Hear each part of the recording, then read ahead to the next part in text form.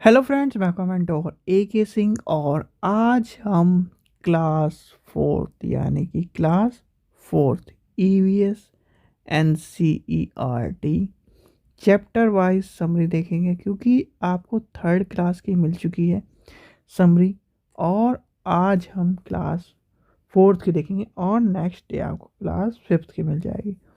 ये आपके CTET KVS DSSS NVS और जितने भी एग्ज़ाम हैं जहाँ पर भी आपको EVS की NCERT की ज़रूरत है।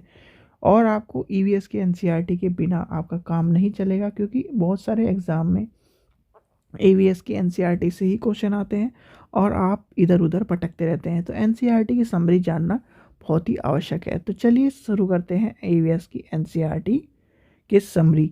अगर आपको ये किताब लेनी चाहते हैं तो लिंक डिस्क्रिप्शन में दिया गया है, तो वहाँ से ले सकते हैं। इसके साथ साथ आपको NCERT के साथ साथ इसमें पेडागोजी जो आती है वो भी आपको दिया गया है, यानी कि पार्ट 2 में आपको सारी 2 पार्टों में किताब है, यानी पार्ट 1 में सारी पेडागोजी है EVS की और पार्ट 2 में क्लास थर्ड, क्लास फोर्थ और क्लास फिफ्थ की क्या है, समरी है। ठीक है, तो चलिए पहला पार्ट क्या क्या है, चलो चले स्कूल। इस पार्ट में क्या बताया है, स्कूलों की कैसे जाते हैं तो उसके बारे में बताया गया। तो चलिए पहला पार्ट देखते हैं। बांस से बने पुल के माध्यम से आसाम के बच्चे स्कूल जाते हैं। ठीक है, ये क्वेश्चन कई बार आ चुका है CTET में भी, तो आपको ये ध्यान रखना है। ट्रॉली से लद्दाख के बच्चे स्कूल जाते हैं। ये मजबूत लोहे की रस्सी होती है, यानी कि रस्सी होती है एक जगह से दूसरी जगह जाने के लिए। ये दोनों तरफ भारी पत्थरों से या पेड़ों से कसकर बंधी होती है। ट्रॉली में एक लड़की से बने, यानी कि एक लकड़ी से बना पुल जो होता है उसमें ऐसे डब्बे से आपने देखा होगा एक जगह से दूसरी जगह जाने के लिए, वो होता है कहाँ, लद्दाख में। सीमेंट के पुल सामान्य क्षेत्रों में बनते हैं। वल्लम वल्लम से केरल के बच्चे स्कूल जाते हैं। वल्लम एक लकड़ी की बनी छोटी नाव होती है। तो ये इंपॉर्टेंट है, याद रखना, कई बार पूछा गया है क्योंकि ये कन्फ्यूजन वाला क्वेश्चन है। ऊँट गाड़ी राजस्थान में है। बैलगाड़ी मैदानी इलाके में, गाँव में बच्चे होते हैं। उबड़ खाबड़ पथरीले रास्तों पर से उत्तराखंड के बच्चे स्कूल जाते हैं। तो पहले चैप्टर में ये सब बताया गया है। चलिए नेक्स्ट चैप्टर देखते हैं। कान कान में, तो कान कान में है में क्या कह रहा है, पक्षी के सर पर आंखें होती हैं, यानी कि पक्षियों के सर पर आंखें होती हैं। जानवर जिनके कान बाहर दिखाई देते हैं तो वो होते हैं चीते, भैंस, हाथी, बैल। जानवर जिनके कान बाहर दिखाई नहीं देते, मेंढक, चिड़िया, मछली और चींटी। याद रखना है, क्वेश्चन पूछे गए हैं। छिपकली और मगरमच्छ के छोटे छेद जैसे कान होते हैं, यानी कि छोटे छोटे जो छेद दिखाई देते हैं उनके कान होते हैं। जानवरों की खाल पर डिज़ाइन उनके शरीर पर बाल होने के कारण होते हैं, यानी कि आप ये सोच रहे होंगे कि उनके मौसम के कारण होते हैं, तो ये गलत है। NCERT में ये ही दिया गया है और कई बार जब CTET पर चैलेंज किया गया था तो बच्चों ने NCERT का दावा नहीं दिया था और NCERT का दावा देते ही वो जो चैलेंज हुए थे बच्चों के वो गलत ठहराए गए थे।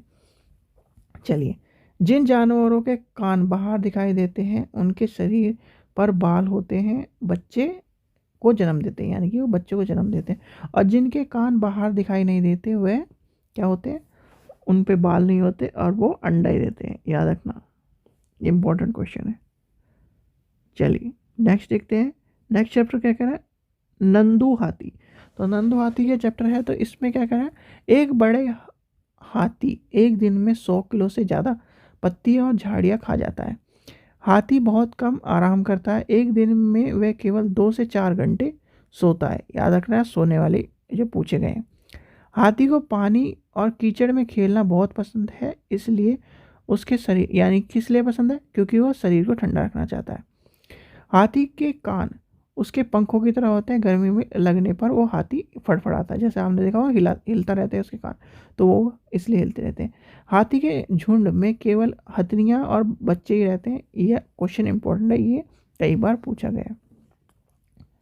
चलिए, हाथियों के झुंड की सबसे बुजुर्ग हथनी की पूरे झुंड की नेतृत्व करती है, यानी कि कोई भी मेल जो होता है, मेल हाथी नेतृत्व नहीं करता, फीमेल ही नेतृत्व करती है, यानी कि रानी।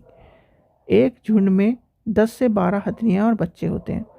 हाथी 14 से 15 वर्ष तक ही झुंड में रहता है, फिर वह छोड़कर अकेला चले जाता है, जैसे नन्हे हाथी में बताया गया है। चलिए चैप्टर 4 देखते हैं, अमृता की कहानी, यानी कि अमृता की कहानी। ये राजस्थान के जोधपुर खेचड़ी पेड़ और बिश्नोई समाज के बारे में बताया गया था इसमें। अमृता राजस्थान में जोधपुर के पास खेजड़ी गांव में रहने वाली थी, यानी कि खेजड़ी गांव में रहने वाली थी। इसके गांव का नाम खेजड़ी इसलिए पड़ा क्योंकि इसमें खेजड़ी के बहुत सारे पेड़ थे। आज 300 साल पहले भी यहाँ केवल बिश्नोई मतलब आज तक बिश्नोई समाज कहलाता है। पेड़ और जानवरों की रक्षा करते हैं। रेगिस्तान में होते हुए भी यहाँ के इलाके आज भी हरे भरे जानवरों के बिना किसी भी डर के इधर उधर घूमते हैं। यानी कि सीधी बात यह है कि इनका कहना ही है इस चैप्टर में कि आप ये जो समाज है वो पहले 300 साल पहले का है, और आज भी यहाँ बिश्नोई समाज रहते हैं, हरे भरे खेत है, और यहाँ पर जानवर बिना किसी डर के इधर उधर घूमते रहते हैं। चलिए आगे चलते हैं। आगे क्या कह रहा है, खेजड़ी पेड़ रेगिस्तानी इलाके में खूब पाए जाते हैं। खेजड़ी पेड़ को ज़्यादा पानी की ज़रूरत नहीं होती। खेजड़ी पेड़ की छाल दवा की में काम आती है। खेजड़ी पेड़ लकड़ी के कीड़े नहीं लगते। इस पेड़ की फलियों को सब्जी के बनाया जाता है और इसकी पत्तियों यहाँ पर जानवर खाते हैं। यानी कि ऑप्शन ये सारे आपको याद कर लेने हैं।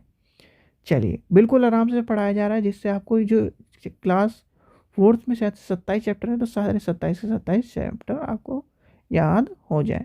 अनीता की मधुमक्खी, यानी कि मधुमक्खी के बारे में बताएं। मुजफ्फरपुर जिला कहाँ है? मुजफ्फरपुर जिला आपसे पूछा जा सकता है। मुजफ्फरपुर जिला बिहार में। बेचहा गांव मुजफ्फरपुर जिले के बिहार में। RT 2009 में 6 से 14 वर्ष के बच्चे को मुफ्त अनिवार्य शिक्षा, और ये आया कब था? 2002 में। याद रखना 2002 में आया था, प्रस्तावित 2001 में हुआ था, तो इसका जो आया था ये 2002 में आया था। ये का था अधिकार, मौलिक अधिकार। लीची के फूल मधुमक्खी को लुभाते हैं, यानी कि लीची की जब फसल होती है तभी इसकी मधुमक्खी की फसल होती है। मधुमक्खी यानी कि अक्टूबर से दिसंबर तक का समय मधुमक्खी के अंडे देने का होता है। तो मधुमक्खी पालन की शुरुआत सबसे अच्छा समय, यानी कि मधुमक्खी पालन का समय जो होता है यही माना जाता है। लीची के फूल फरवरी में खिलते हैं। हर छत्ते में एक रानी मक्खी होती है जो अंडे देती है। छत्ते कुछ नर मक्खी भी होती है, यानी कि कुछ फीमेल भी होते, मेल भी होते हैं। तो मेल का क्या काम होता है? उनको नॉर्मल ही काम होता है। छत्ते में बहुत सारी काम करने वाली मधुमक्खी होती है जो दिन भर काम करती रहती है, शहद के मतलब फूलों से शहद करना। जब कुछ मक्खी को रस मिलता है तो वह एक तरफ का, यानी कि एक तरह का नाच करती है, और नाच करने का दूसरी मधुमक्खी को पता चल जाता है कि यहाँ पर रस है, और छत्ते बनाने और बच्चों को पालने का काम करती है। चलिए आगे चलते हैं। नर मक्खी छत्ते के लिए कुछ खास काम नहीं करती, ये आपको बताया गया है इसमें भी। भाई देखिए हाथी वाले में भी, यानी कि एलिफेंट और मधुमक्खी कहेंगे हनी बी में, दोनों में ही फीमेल का काम ज़्यादा है। ऐसे ही चींटियों का होता है। मधुमक्खी की तरह की चींटियाँ भी मिलजुल कर, यानी कि चींटियाँ भी मिलजुल कर काम करती हैं। सभी चींटियाँ का काम बटा होता है। रानी चींटी अंडे देती है, और सिपाही जो चींटियाँ होती हैं वो बिल का ध्यान रखती हैं। काम करने वाली चींटियाँ भोजन ढूंढकर बिल तक लाती हैं, और दीमक और ततैया भी इसी तरह का होता है। यानी कि ये आपको चैप्टर खत्म हो गया। चैप्टर 6 में देखते हैं ओमना का सफ़र। ओमना का सफ़र का छोटा चैप्टर है, और ओमना के सफ़र से आपके कंटिन्यूसली 3-4 चैप्टर कनेक्टेड है, तो इसके लिए देखते हैं। रिजर्वेशन चार्ट में सभी यात्रियों के नाम और सीट की संख्या होती है, यानी कि आपसे क्वेश्चन पूछा गया था रिजर्वेशन चार्ट में क्या क्या होती है। कच्छ गांधीधाम गुजरात में है, गांधीधाम अहमदाबाद और वलसड़ा गुजरात में है। कोलिकोड केरल में है, और ऑनलाइन टिकट के लिए क्या है साइट ये है, अगर आपसे पूछा जाए तो कभी भी। चलिए नेक्स्ट देखते हैं, चैप्टर 7 देखते हैं, और चैप्टर 7 में आपको मोस्ट इम्पॉर्टेंट चीज़ एक चीज़ मिल जाएगी खिलाड़ी से। तो मडगांव राजस्थान, मडगांव गोवा में है, यानी कि मडगांव राज्य कहाँ पर स्थित है ये पूछा जाएगा। गोवा से केरल तक रेल के रास्ते में 92 सुरंगें और 2000 पुल हैं।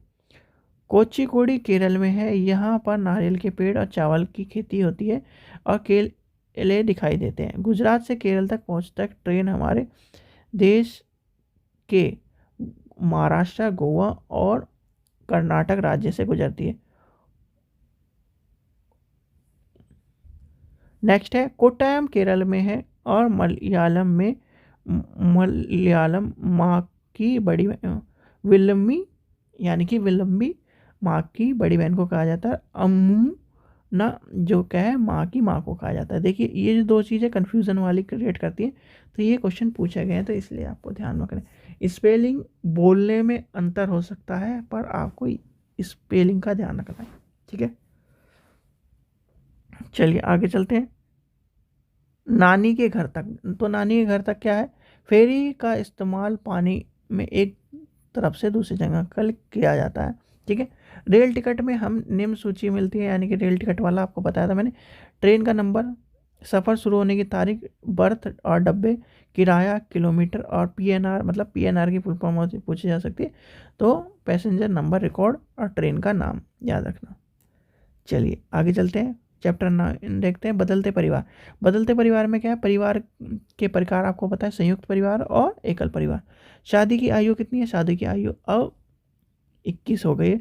लड़कियों की आयु 21 हो गई है। 2022 में पहले कितनी थी, 18 वर्ष थी, वर्तमान में 21 वर्ष कर दिए। जब लड़के और लड़की की शादी बचपन में कर दी जाती है तो उसे क्या कहते हैं, बाल विवाह कहते हैं। बाल विवाह करना कानूनी अपराध है। चलिए अब चलते हैं नेक्स्ट चैप्टर में। हमारा नेक्स्ट चैप्टर क्या है, 10वां, हुतुतु हुतुतु। हुतुतु हुतुतु ये कबड्डी का चैप्टर है, और कबड्डी के चैप्टर में कौन सा है, कबड्डी में कबड्डी को नाम किस किस नाम से जानते हैं, तो ये आपके नाम है चुकुड़ू, हुतुतु, हुड़ हुड़ के टिकित आदि नाम से जानते हैं। कबड्डी में एक टीम में 12 खिलाड़ी होते हैं, परंतु एक समय में 7 ही खेलते हैं। ज्वाला लीला हीरा मुंबई में रहने वाली 3 कबड्डी खिलाड़ी यानी खेलती थी, जो एक वो दूसरों के सिखा, अब क्या करती हैं, दूसरों को सिखाती हैं, ये ध्यान रखना। कर्णम मल्लेश्वरी, यानी कर्णम मल्लेश्वरी का, देखिए ये वाला जो चैप्टर है ना, इससे क्वेश्चन कहीं ना कहीं एक बार 2 बार मिले ही हैं, और ज़्यादातर मिलते ही हैं। इस बार के सीटेट में भी, इससे पिछली बार के सीटेट में भी मिले थे, तो इसलिए इस चीज़ का ध्यान रखना। कर्णम मल्लेश्वरी एक वेट लिफ्टर है, ये आंध्र प्रदेश में रहने वाली हैं। इनके पापा जो है पुलिस में हवलदार थे। जब ये 12 वर्ष की थी तब से ये वजन उठाने का अभ्यास करती हैं। अब ये एक बार में 130 किलो तक वजन उठा देती है। कर्णम जो है भारत के बाहर 29 मेडल जीत चुकी हैं। उनके 4 बहनें जो रोज़ वजन उठाने का अभ्यास करती हैं, ठीक है। यह आपका इस चैप्टर में दिया गया है। चैप्टर नंबर 12 तो वो है फुलवारी। तो उत्तराखंड में पहाड़ी के बीच एक ऐसी जगह है जहाँ फूल ही फूल होते हैं, ये फूलों की छत कहलाती है, याद रखना। और इसका नाम क्या है, कमेंट सेक्शन में मुझे बताएं। बिहार में मधुबनी नाम की एक जिला है, तो और वो मधुबनी पेंटिंग भी है।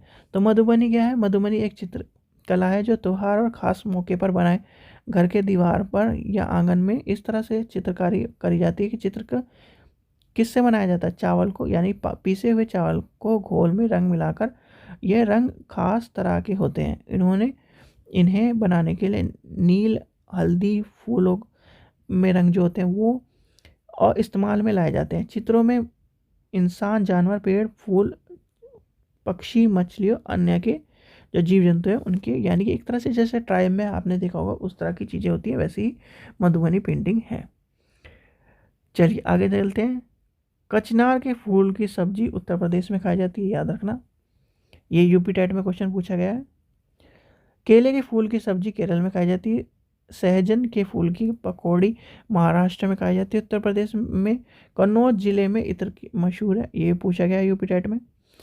सर्दी के में त्वचा फटने, उसके लिए गुलाब जल और ग्लिसरीन बराबर मात्रा में मिलाकर शीशे में भरकर लगा रख लें और नींबू, कुछ बूंद नींबू की डालकर उसे इस्तेमाल करें, यानी कि एक तरह से ये नुस्खा बताया गया है। चलिए चैप्टर नंबर 12 देखते हैं, कैसे, यानी कि इसमें ये चैप्टर घर के बारे में, घर कैसे बदल रहे हैं। भारत में अंग्रेजों से आज़ादी कब मिली? आज़ादी मिली थी 15 अगस्त 1947 में। और भारत पाकिस्तान का बंटवारा कब हुआ? 15 इतने तारीख को हुआ। भारत पाकिस्तान के स्वतंत्रता दिवस, भारत का स्वतंत्रता दिवस कब है? 15 तारीख को। और पाकिस्तान का दिवस कब है? 14 तारीख को। लकड़ी में दीमक ना लग जाए उसके लिए क्या करते हैं? नीम और कीकर की लकड़ी के फ्रेम बिछाए जाते हैं। मिट्टी में गोबर मिलाकर मिट्टी के कीड़े नहीं लगते, यानी कि आप जो सोचते हो कि मिट्टी में गोबर मिला के जो लेप करा जाता है और उसमें गाय का गोबर परफेक्ट माना जाता है, क्यों? उसमें कीड़ा नहीं लगता, यानी कि कीड़ा नहीं लगता। अगर कीड़ा लगता तो सारी फरस वरस या फिर जो आपकी जो मकान बने हुए हैं उन्हें खा जाते। पहाड़ियों से समुद्र तक ये है। नदी का पानी गंदा उसमें कपड़े धोने, जानवरों को नहलाने आदि से होता है। ठीक है।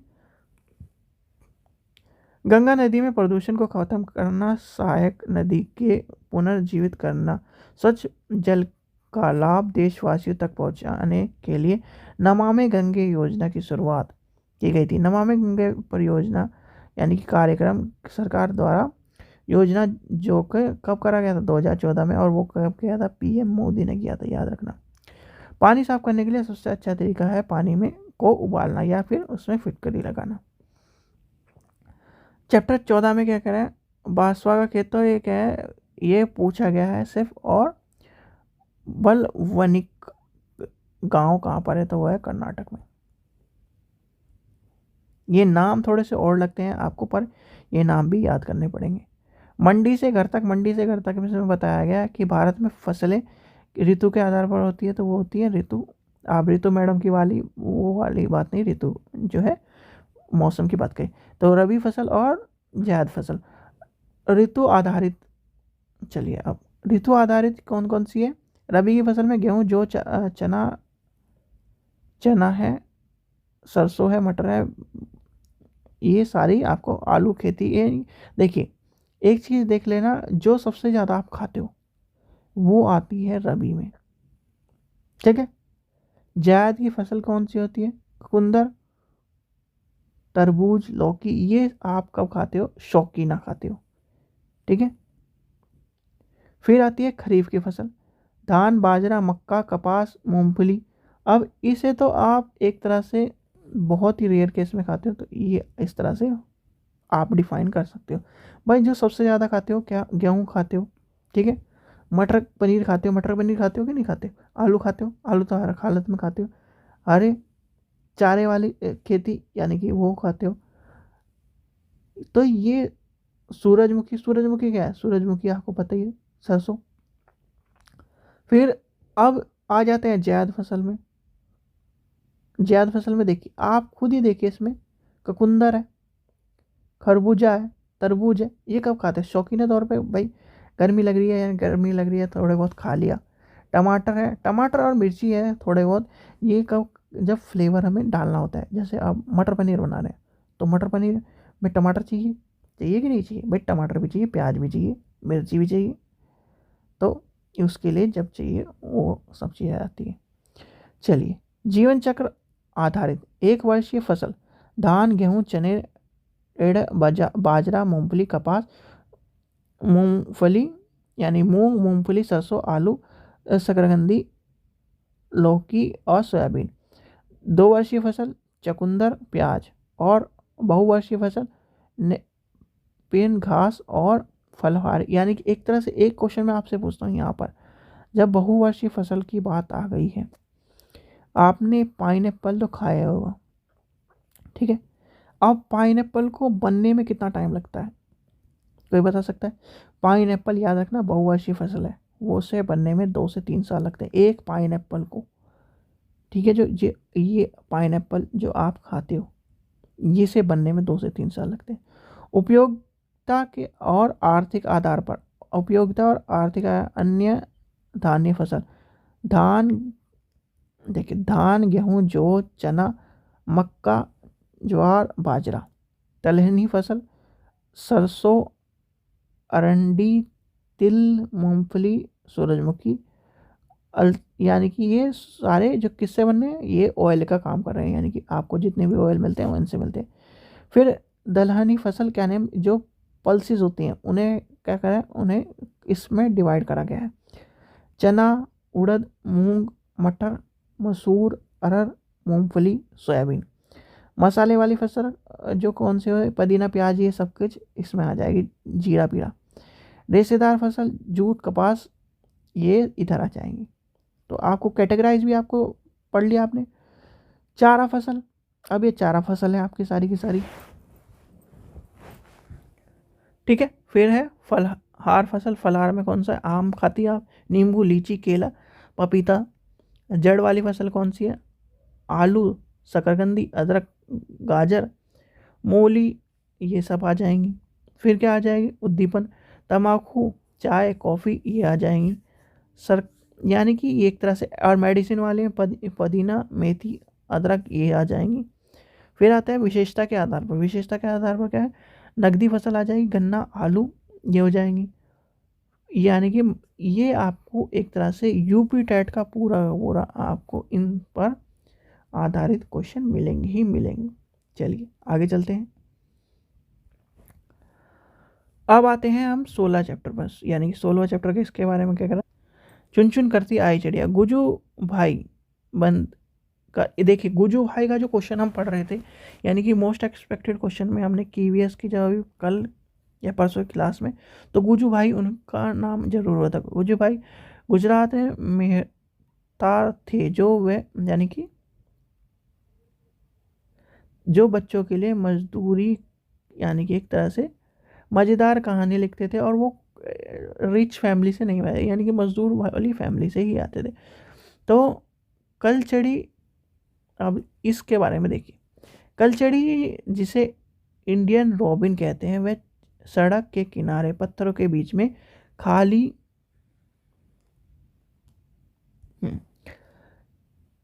पत्थरों के बीच में खाली जगह अंडे देती है। कलचड़ी का घोंसला घास से बना होता है, उसके ऊपर पेड़ों की नाजुक टहनी, जड़ें, ऊन, बाल, यानी कि उसमें सब कुछ इन्वॉल्व होता है।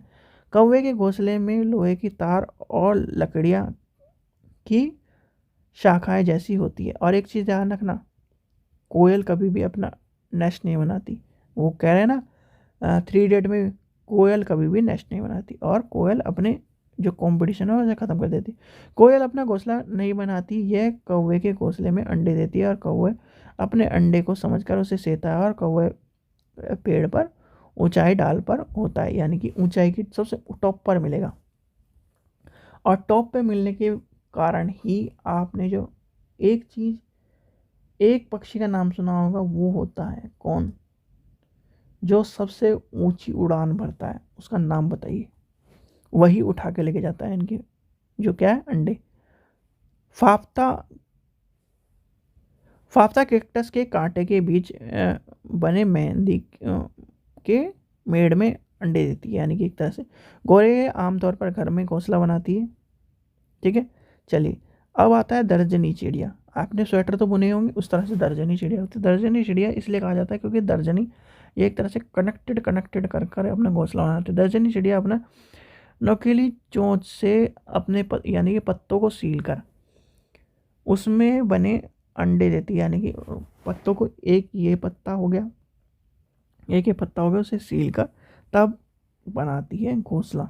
शक्कर घोंसला जो होता है, यानी शक्कर क्या जिसे हम कहते हैं, या शक्कर घोंस कह लीजिए, किसी भी छोटे पेड़ या झाड़ी की डाल पर अपना लटकता हुआ घोंसला बनाता है। इस घोंसले में बाल, यानी कि घास, सब चीज़ इन्वॉल्व होती है, जैसे अभी आपने ऊपर पढ़ा।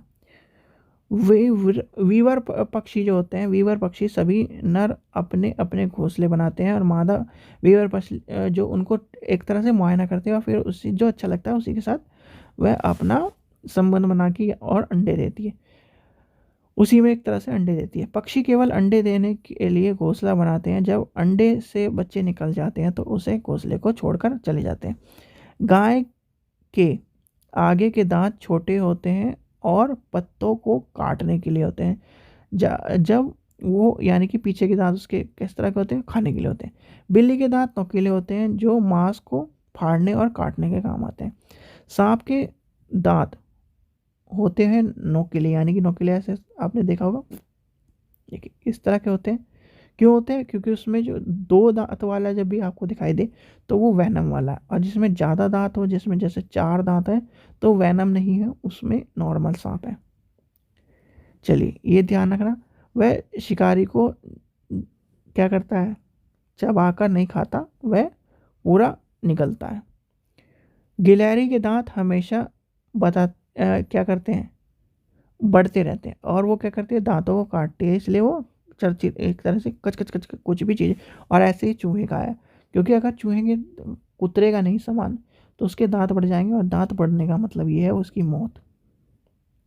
चलिए चैप्टर नंबर 17 देखते हैं, नंदिता मुंबई से। तो मुंबई में फिल्म सिटी कहलाती है, यानी कि मुंबई क्या है, फिल्म सिटी कहलाती है। चलिए जब पार्ट 18 देखते हैं, पानी कहीं ज़्यादा तो कहीं कम। तो पानी का फॉर्मूला क्या है, पानी का फॉर्मूला है H2O, H2O के नाम से जाना जाता है। ठीक है, ये कहाँ है, नल में, आंध्र प्रदेश में। बाजारी गांव महाराष्ट्र में। कफ कफ पेरियड मुंबई में है। उल्टे और दस्त से शरीर में पानी की कमी हो जाती है, यानी उल्टी और दस्त से क्या हो जाता है, पानी की कमी हो जाती है। एक गिलास पीने के पानी को उबाल कर ठंडा कर लें और उसे छोटा चम्मच, यानी उसमें छोटे चम्मच शक्कर घोलें और चुटकी भर नमक डालकर उसे, यानी कि ORS का जो आपका होता है ना, ORS उसका काम करता है। ये ध्यान रखना, ORS जो होता है वो आपके इस तरह के काम में, जैसे उल्टी दस्त लगी है, पानी कमी होगी, तो उस तरह के टाइम पे काम आता है। होल गुड़ी गांव कहाँ है, कर्नाटक में। होलगुड़ी गांव के बच्चे इस पंचायत का नाम होता है भीम से, यानी कि भीम संघ।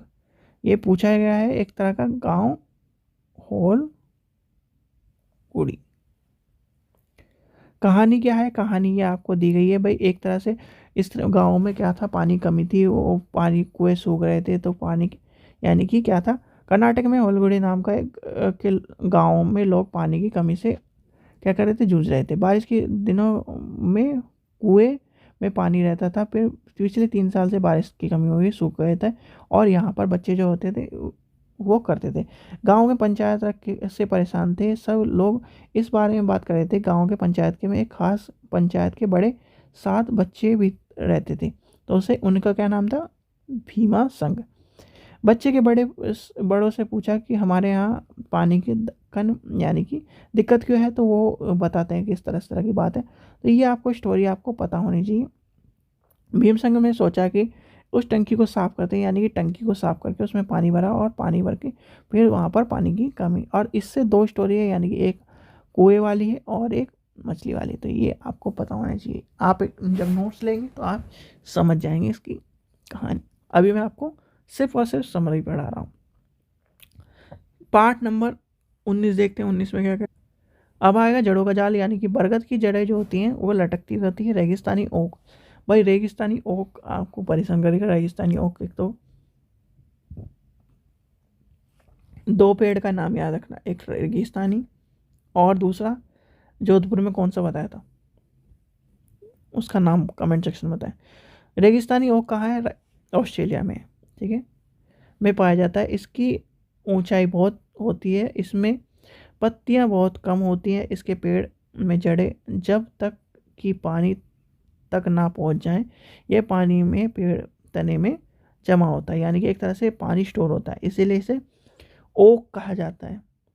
इस इलाके में रहने वाले लोग ये बात जानते हैं कि जब भी इस इलाके में पानी नहीं होता तो यहाँ कर क्या करते हैं, अंदर पतला पाइप डालकर इससे पानी निकाल लेते हैं। इम्पॉर्टेंट क्वेश्चन है, ध्यान रखना। और ये भी क्वेश्चन पूछा जा सकता है कि ऐसा कौन सा देश है जहाँ पर गर्मियों में 25 दिसंबर मनाया जाता है, और 25 दिसंबर क्या है, क्रिसमस। तो वो है ऑस्ट्रेलिया, ध्यान रखना। चलिए पार्ट नंबर 20 पे मिलकर खाएं। तो ये क्या है, बिहू का त्योहार कब मनाया, कहाँ मनाया जाता है, तो आसाम में मनाया जाता है। बिहू का पूरा नाम माघी बिहू कहा जाता है, यानी कि बिहू, यानी कि माघा बिहू का है।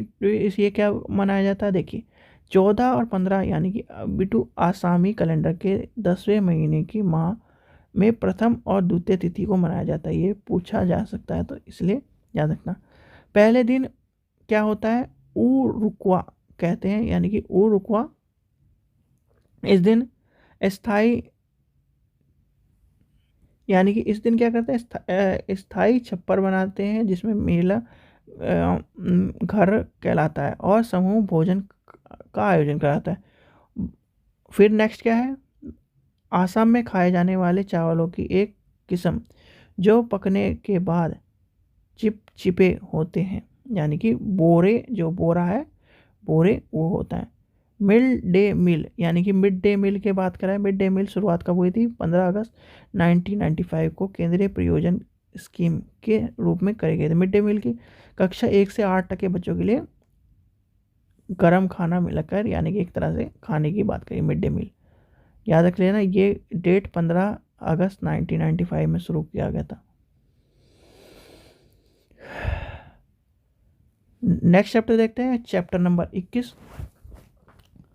गुरुद्वारे में एक साथ मिलकर खाना पकाना और खाना खाने को लंगर कहते हैं, ये आपको पता होना चाहिए। चलिए चैप्टर नंबर 22 देखते हैं। चैप्टर 22 क्या है, दुनिया मेरे घर में, यानी कि भेदभाव को समाज से दूर करने के लिए सभी शिक्षक, यानी कि सभी को शिक्षा देनी चाहिए, यानी कि 22 चैप्टर में ये कहा गया है। 23वां है पोचमपल्ली। पोचमपल्ली मुख्यतः पूर्व गांव पोचमपल्ली कस्बे में है जो तेलंगाना में है, यानी कि आपसे पोचमपल्ली पूछा जाता है तेलंगाना। पोचमपल्ली के हाथ से बनी साड़ी बनाई जाती है। भारत के कई इलाकों में कुछ खास चीज़ें हैं, तो जैसे कुल्लू शो, मधुबनी पेंटिंग, आसाम में सिल्क और कश्मीर में कढ़ाई। ये ध्यान रखना, ये पूछा जा सकता है। चलिए पार्ट 24 देखते हैं। पार्ट 24 क्या है, दूर देश की बात। तो ये क्या है, देखिए जो आप यूए करते हैं वो क्या है, आबू धाबी, यूनाइटेड अरब एमरेट। और इसमें कितने एमरेट है, 7 है 8 है, ये मुझे कमेंट सेक्शन में बताइए। चलिए मैं आपको हिंट दे रहा हूँ, 7 8 9 इनमें से एक बताइए। आबू धाबी में चलने वाले मुद्रा को क्या कहते हैं, दिरहम कहते हैं, यानी कि दिरहम। और आप ये बताइए, चलिए आपको दिरहम छोड़िए, ये आपसे क्वेश्चन पूछा भी जाएगा दिरहम वाला। गर्मी की वजह से यहाँ के लोग क्या करते हैं, सूती वस्त्र पहनते हैं, यानी कि ढीले और सफ़ेद। आपने देखा होगा कि जो यहाँ के शेख हो गए वो सफ़ेद कपड़े पहने हैं और उसमें ऊपर टोपी वैसे वाली होती है। तो वो क्यों पहनते हैं, क्योंकि यहाँ पर बहुत गर्मी पड़ती है। पूरे शहर में सिर ढककर रखने की, यानी कि इसे धूप से बचने के लिए कहा गया। केरल से, यानी कि अब केरल की बात करिए, केरल में ज़्यादातर मसाले देखने को मिलते हैं और यहाँ तेज़पत्ता, इलायची और काली मिर्च मिलती है। केरल में नारियल, केले, पीप क्या सुपारी आदि देखने को मिलते हैं। आबू धाबी सिर्फ खजूर के पेड़ दिखाई देते हैं, यानी कि यहाँ पर खजूर के पेड़ दिखाई देते हैं। और कोई यहाँ पर गया हो तो खजूर के पेड़ के ऊपर ही कैमरे लगे होते हैं। यहाँ पर इंडिया की तरह नहीं कि इधर उधर कैमरे भी, इसलिए कहते हैं कि यहाँ पर घूमने में लोग भाग जाते हैं, क्योंकि टूरिज़्म ज़्यादा, यानी टूरिज़्म पर ज़्यादा ध्यान दिया गया है। तेल की जगह टूरिज़्म पर ज़्यादा ध्यान दिया गया है अबू धाबी। चलिए अब का पहेलियों का पढ़, केरल में घर के आंगन में मसालों का बागीचा होता है और उस बागीचे में तेजपत्ता, छोटी इलायची, बड़ी इलायची, काली मिर्च आदि उगाए जाते हैं, यानी कि केरल की बात करिए। याद रखना केरल के ऊपर क्वेश्चन पूछा गया है तो आपसे पूछा जा सकता है। चलिए 26। अब ये जो है ये है लेडीज़ यानी कि फीमेल कैडेट के ऊपर, तो वो है लेफ्टिनेंट कमांडर फहीदा फिरोज, जो भारतीय नौसेना में डॉक्टर हैं और नौसेना के समुद्री जहाज पर काम करने वाली गिनी चुनी महिलाओं में से एक है। यह पहली महिला है जिसने पूरी परेड को कमांड संभाली है। ठीक है, और ये कहाँ, तो ये कहाँ की है? थन्ना मंडी, जम्मू कश्मीर के राजौरी जिले में है, यानी कि जम्मू कश्मीर। परेड की कौन सी है? परेड है 36वीं कमांडेंट निर्देश। चलिए आगे चलते हैं। पार्ट नंबर 27, कोशिश, यानी कि ये कैसे हुआ, ये कामयाबी के ऊपर है। तो ये है विकलांग व्यक्ति के अधिकार, यानी कि विकलांग व्यक्तियों के अधिकार क्या है, अधिनियम 2016 में है।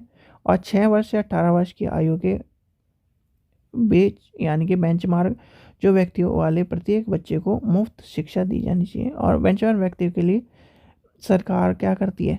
5% आरक्षण रिजर्वेशन रखती है। ठीक है, ये फिर उनकी जो विकलांगता है उनके बारे में बताया गया, यानी कि ये क्या है 1999 में आया था। और भारतीय पुनर्वासीय परिषद कब आया? 1992 में। ये इंपॉर्टेंट क्वेश्चन है, ये टीजीटी में भी अभी पूछा गया था क्वेश्चन। ठीक है बच्चों, चलिए आप लेके चलते हैं। अब यहाँ से आपकी होगी कक्षा 5 की किताब, यानी कि आपको कक्षा 4 तक आपको बता दिया गया है। इसमें आपको क्या करा गया है देखिए, यानी कि 27 चैप्टर। अगर आप इन 27 चैप्टर को पढ़ने बैठते तो क्या एक दिन में कंप्लीट होता? 1 घंटे में कंप्लीट होता? अभी आपको मैक्सिमम ये 40 मिनट के आसपास, 35 से 40 मिनट की वीडियो मिली, और इसमें सारी समरी आपको कवर करा दी। और आसानी से कवर करनी है तो आप बुक ले सकते हैं, आप लिंक डिस्क्रिप्शन में दिया गया, वहाँ से आप जाकर बुक ले सकते हैं। सीटेट, केवीएस, एनवीएस और जितने भी पेपर्स में क्या एनसीईआरटी आती है उसमें आपको ये हेल्पफुल करेंगी। ठीक है बच्चों, और आपकी एनसीईआरटी की समरी जो है एक एक चैप्टर से निचोड़ निचोड़ के बनाई गई है, कि जो बिल्कुल चैप्टर में पूछा ही जाएगा। ठीक है बच्चों, आशा करता हूँ आपको वीडियो पसंद आई। वीडियो पसंद आई तो लाइक करें, चैनल को सब्सक्राइब करें और वीडियो को ज़्यादा से ज़्यादा शेयर करें। और जो कक्षा 5 की है एनसीईआरटी की समरी वो कल मिलेगी आपको, तो चैनल को सब्सक्राइब करके रखें। Thank you.